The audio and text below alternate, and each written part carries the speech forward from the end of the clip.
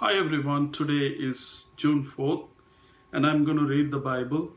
And for the Old Testament, the reading is taken from 2 Samuel chapter 23, 24 to chapter 24, verse 25. Among the 30 were Ashael, the brother of Joab, Ethanal, son of Dodo, from Bethlehem, Shammah the Harodite, Elika the Harodite, Heles the Palatite, Ira son of Ikesh from Tekoa, Abiezer from Anathoth, Sibekai the Hushathite, Zalmon the Ahite, Maharai the Netophite, Heled son of Bana the Netophathite, Ittai son of Ribai from Gibeah in Benjamin, Benaiah the Pirathonite, Hiddai from the ravines of Gash, Abi Albon the Arbathite, Azmaveth the Barhumite, Eliabah the Shalbonite, the sons of Jashan, Jonathan son of Shammah the Harite, Ahiam son of Sharar the Haratite, Eliphalet son of Ahasabai the Maachahite, Eliam son of Ahithophel the Gilonite, Hezro the Carmelite, Parai the Arbite, Igal son of Nathan from Zobah, the son of Hagri, Zelek the Ammonite, Naharai the Beerothite, the armor-bearer of Joab, son of Jeruiah, Ira the Ithrite, Gareb the Ithrite, and Uriah the Hittite. There were 37 in all. Chapter 24. Again the anger of the Lord burned against Israel, and he incited David against them, saying, "Go and take a census of Israel and Judah." So the king said to Joab and the army commanders with him, "Go throughout the tribes of Israel from Dan to Beersheba and enroll the fighting men, so that I may know how many there are." But Joab replied to the king, "May the Lord your God multiply the troops 100 times over, and may the eyes of my lord the king see it. But why does my lord the king want to do such a thing?" The king's word, however, overruled Joab and the army commanders. So they left the presence of the king to enroll the fighting men of Israel. After crossing the Jordan, they camped near Aroer, south of the town in the Gorge, and then went through Gad and on the Jazer. They went to Gilead and the region of Tatim, Hodshi, and on the Dan Jan and around towards Sidon. Then they went towards the fortress of Tyre and all the towns of the Hivites and Canaanites. Finally, they went on to Beersheba, the Negev of Judah. After they had gone through the entire land, they came back to Jerusalem at the end of 9 months and 20 days. Joab reported the numbers of the fighting men to the king. In Israel, there were 800,000 able-bodied men who could handle a sword, and in Judah, 500,000. David was conscience-stricken after he had counted the fighting men, and he said to the Lord, "I have sinned greatly in what I have done. Now, Lord, I beg you, take away the guilt of your servant. I have done a very foolish thing." Before David got up in the morning, the word of the Lord had come to Gad the prophet, David's seer. "Go and tell David, this is what the Lord says. I am giving you 3 options. Choose one of them for me to carry out against you." So Gad went to David and said to him, "Shall there come on you 3 years of famine in your land, or 3 months of fleeing from your enemies, while they pursue you, or 3 days of plague in your land. Now then think it over and decide how I should answer the one who sent me." David said to Gad, "I am in deep distress. Let us fall into the hands of the Lord, for his mercy is great. But do not let me fall into human hands." So the Lord sent a plague on Israel from that morning until the end of the time designated, and 70,000 of the people from Dan to Beersheba died. When the angel stretched out his hand to destroy Jerusalem, the Lord relented concerning the disaster and said to the angel who was afflicting the people, "Enough, withdraw your hand." The angel of the Lord was then at the threshing floor of Araunah the Jebusite. When David saw the angel who was striking down the people, he said to the Lord, "I have sinned. I, the shepherd, have done wrong. These are but sheep. What have they done? Let your hand fall on me and my family." On the day, Gad went to David and said to him, "Go up and build an altar to the Lord on the threshing floor of Araunah the Jebusite."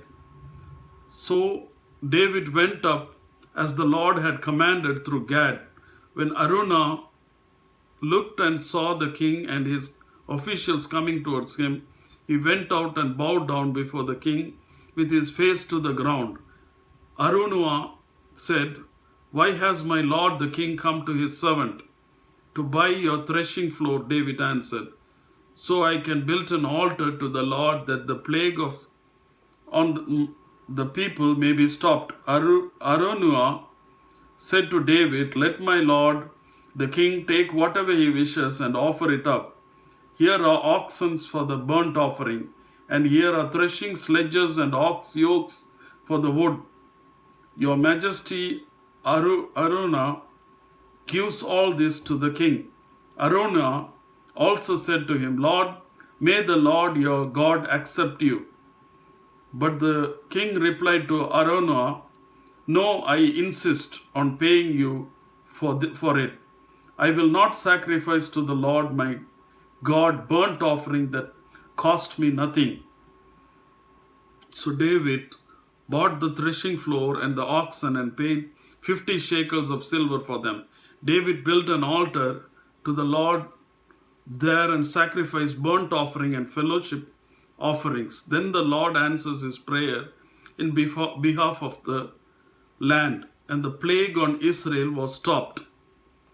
The next reading is taken from the New Testament. The reading is taken from Acts chapter 3. Chapter 3. On the day Peter and John were going up to the temple at the time of prayer at 3 in the afternoon, now a man who was lame from birth was being carried to the temple gate and called Beautiful, where he was put every day to beg from those going into the temple courts. When he saw Peter and John about to enter, he asked them for money. Peter looked straight at him, as did John. Then Peter said, "Look at us." So the man gave them his attention, expecting to get something from them. Then Peter said, "Silver or gold I do not have, but what I do have I give you. In the name of Jesus Christ of Nazareth, walk." Taking him by the right hand, he helped him up, and instantly the man's feet and ankles became strong. He jumped to his feet and began to walk. Then he went with them into the temple courts, walking and jumping and praising God. When all the people saw him walking and praising God, they recognized him as the same man who used to sit begging at the temple gate and called Beautiful. And they were filled with wonder and amazement at what had happened to him. While the man held on to Peter and John, all the people were astonished and came running to them in the place called Solomon's Colonnade. When Peter saw this, he said to them, "Fellow Israelites, why does this surprise you? Why do you stare at us as if by our own power or godliness we have made this man walk. The God of Abraham, Isaac, and Jacob, the God of our fathers, has glorified his servant Jesus. You handed him over to be killed, and you disowned him before Pilate, though he had decided to let him go. You disowned the holy and righteous one and asked that a murderer be released to you. You killed the author of life, but God raised him from the dead. We are witness of this. By faith in the name of Jesus, this man whom you see and know was made strong. It is Jesus' name and the faith that comes through him that has completely healed him, as you can all see. Now, fellow Israelites, I know that you acted in ignorance, as did your leaders. But this is how God fulfilled what he had foretold through all the prophets, saying that his Messiah would suffer. Repent then and turn to God, so that your sins may be wiped out, that times of refreshing may come from the Lord, and that he may send the Messiah who has been appointed for you, even Jesus. Heaven must receive him until the time comes for God to restore everything, as he promised long ago through his holy prophets. For Moses said, the Lord your God will raise up for you a prophet like me from among you, your own people. You must listen to everything he tells you.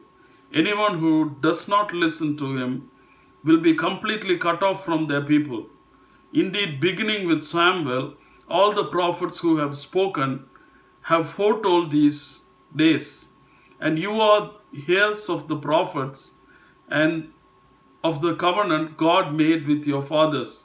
He said to Abraham, through your offspring all the people on earth will be blessed. When God raised up his servant, he sent him first to you to bless you by turning each of you from your wicked ways. Amen. The next reading is taken from Psalms 123. Chapter 123, a song of ascents. I lift up my eyes to you who sit enthroned in heaven. As the eyes of slaves look to the hand of their master, as the eyes of the female slave look to the hand of her mistress, so our eyes look to the Lord our God till he shows us his mercy. Have mercy on us, Lord, have mercy on us, for we have endured no end of contempt. We have endured no end of ridicule from the arrogant, of contempt from the proud. Amen. The next reading is taken from Proverbs chapter 16, verse 21 to 23. The wise in heart are called discerning, and gracious words promote instruction. Prudence is a fountain of life to the prudent, but folly brings punishment to fools. The hearts of the wise make their mouths prudent, and their lips promote instruction. Amen.